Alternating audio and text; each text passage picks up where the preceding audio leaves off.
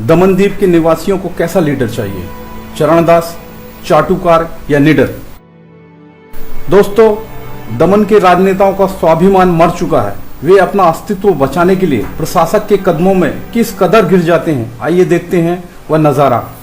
इन videos को देखकर आप खुद तय कीजिए आपका नेता कैसा होना चाहिए।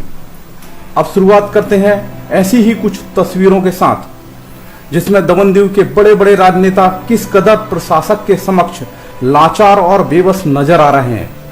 इन तस्वीरों में यह स्पष्ट दिख रहा है। शुरुआत करते हैं विपक्ष के नेता केतन भाई पटेल से, जिन्होंने प्रशासक का सर्वप्रथम अभिनंदन किया। जरा गौर से देखिए, उद्घोषक ने जैसे ही प्रशासक के अभिनंदन की घोषणा की, वैसे ही लगभग दौड़ते हुए केतन पटेल प्रशासक के समक्ष पहुंचे और उनका अभिनंदन किया। इस तस्वीर में आप स्पष्ट देख सकते हैं। देखिए वे प्रशासक की कैसी खुशामद कर रहे हैं। इनके पीछे देखिए केतन भाई के पिताजी पूर्व सांसद डाया भाई पटेल को, उन्होंने भी प्रशासक की खुशामद करने में कोई कसर बाकी नहीं रखी। अब देखिए दमन जिला पंचायत के अध्यक्ष सुरेश भाई पटेल को, जिनको दमन में दबंग समझा जाता है। अब उनकी व्यवस्था देखिए, वे भी प्रशासक के समक्ष घुटने टेकते दिख रहे हैं। अब देखिए दमन नगर पालिका के अध्यक्ष यानी शहर के मेयर शौकत भाई मिठानी को, वे भी प्रशासक के पैर छू रहे हैं। अब आगे बढ़ते हैं सांसद लालू भाई पटेल की धर्मपत्नी एवं दमन जिला पंचायत की सदस्य तरुणाबेन पटेल, वे भी तस्वीर में प्रशासक के पैर छूकर खुशामद करती नजर आ रही हैं। अब आगे देखिए दमन के कद्दावर नेता विशाल टंडेल को, वे भी प्रशासक के समक्ष मिमियाते नजर आ रहे हैं। अब चलते हैं कांग्रेस पार्टी की विजयी उम्मीदवार और जिला पंचायत की उपाध्यक्षा हेमलता बेन। जब सबने अपने घुटने टेक ही दिए हैं तो वे क्यों पीछे रहे। उन्होंने भी अपने पति ईश्वर भाई पटेल के साथ प्रशासक के दर्शन कर लिए। अब देखिए सांसद लालू भाई पटेल को, उनकी तो बात ही निराली थी। उन्होंने प्रशासक से क्या कहा, आप ही सुन लीजिए। खरेखर अभिनंदन धन्यवाद पात्र છે તમે તમારી વિચાર અને સોચને સરાહના આપો છો સાહેબ। इसके बाद तो प्रशासक महोदय के पैर छूने, आशीर्वाद लेने और चापलूसी करने वालों का तांता लग गया, फिर वह सरपंच हो या काउंसलर हो। अब सभी बारी बारी से प्रशासक के चरणों में गिरने लगे। एक तरफ ये सब और दूसरी तरफ उमेश पटेल, जो हर प्रशासनिक अधिकारियों के समक्ष खुलकर प्रशासनिक तुगलकी फरमानों का विरोध करते हुए नजर आते हैं। उन्होंने सरकारी अधिकारियों के समक्ष जनहित में जो मुद्दे उठाए, जिसकी गवाह खुद जनता है, वह किसी से छुपा नहीं है। एडमिनिस्ट्रेशन के पास हम लोग, हमारा काम तो एडमिनिस्ट्रेशन को इस बात को सूचित कर रहा है। हम क्यों वहाँ पर जीएमसी के पास जाए? नुमिंदे बैठे हुए गवर्नमेंट की सैलरी ले रहे, गवर्नमेंट उसको सब कुछ बेनिफिट दे रही है। हम लोग चुप नहीं बैठेंगे। इस बार हम लोग भूखहड़ताल नहीं करेंगे, एजिटेशन नहीं करेंगे। हम मरने और मारने पे आएंगे।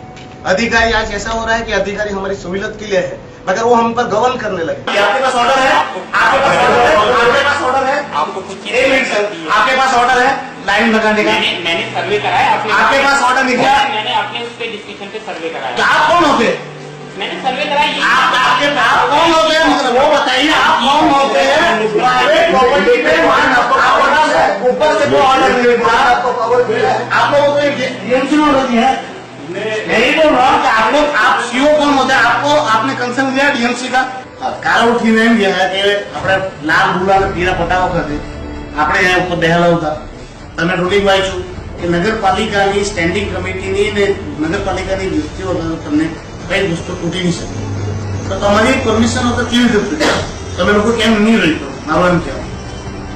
તો અગર તમે ઓર્ડર નહીં આપ્યો તો પછી ઓર્ડર આપ્યો કોણ?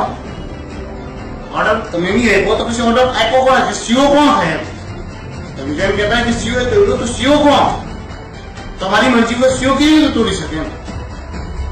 તો તમારે તમે પછી આજ જો કરવાના હોય સીઓની રીતે કરવાના, તો પછી આપણી બોડી લોકલ ચૂંટણી બોડીનો તો મતલબ નહીં મળે। તો તમે કાં તો બધા ધ્યાન રાખી જાય મારું મૂકો।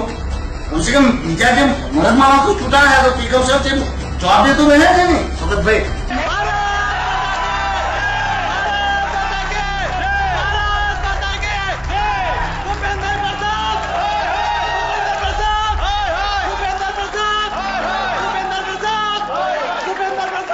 दमन में दूसरे पॉलिटिशियन है जो उनके पाँव में पड़े रहते हैं, वो ऐसी गलती मेरे लिए ना करे, मुझे उकसाने की कोशिश बप्पू भाई पटेल मेहरबानी करके ना करे, क्योंकि दूसरे नेता में और उमेश पटेल में बहुत आसमान जमीन का फर्क है। दमन के लाख 5 प्रशासक रहे, उनसे प्रफुल्ल भाई जाके पहले पूछे कि उमेश पटेल क्या है। ये जो हर बार बोलते हैं कि दमन बहुत छोटा है, बहुत छोटा है, तो मैं ये कहना चाहता हूं हाथी भी बहुत बड़ा है, मगर उसके कान में अगर मच्छर चला जाए तो वो बड़े से बड़े हाथी को भी मार दे देता है। प्रफुल्ल भाई पटेल अपने संयम में रहे, अपनी काबू में रहे, अपने हदों में रहे। दमन में ये जो चल रहा है वो बिल्कुल भी बर्दाश्त नहीं होगा। मैं अपनी लड़ाई मुहिम लड़ूंगा। दमन जी के हित के लिए फांसी पे चढ़ना पड़ा तो फांसी पे भी चढ़ूंगा। ऐसे पब्लिक की आवाज को दबाया नहीं जा सकता। तो दमन के अधिकारियों को हम छोड़ेंगे नहीं। आज मैं अपने होश आवाज से कह रहा हूं कि ये भूख हड़ताल, ये एजिटेशन अब नहीं होगा। अब डायरेक्ट फाइट होगी और डायरेक्ट एक्शन होगा। जैसे दूसरे प्रदेशों में है वैसे ही होगा। ये अधिकारी अगर अपने आप को अपने बाप समझने लगे, दमन उनके बाप की जागीर नहीं है कि हमारे अधिकारों को छीन के वो बेच देगी। मैं तो खुला एडमिनिस्ट्रेटर को बोल रहा हूँ, उसमें जरा भी ऐसी बेसी की ना, ये IAS IPS कोई भी हो, IG हो या SP ASP हो, हम नहीं डरते इनसे। वो हमारे नौकर है और हम उनके बॉस।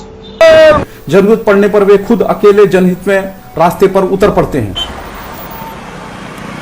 हिम्मतनगर का रिजेक्ट माल वापस जाओ। अब दमन दीव की जनता को ही तय करना है कि उसे कैसा नेता चाहिए, फट्टू या निडर।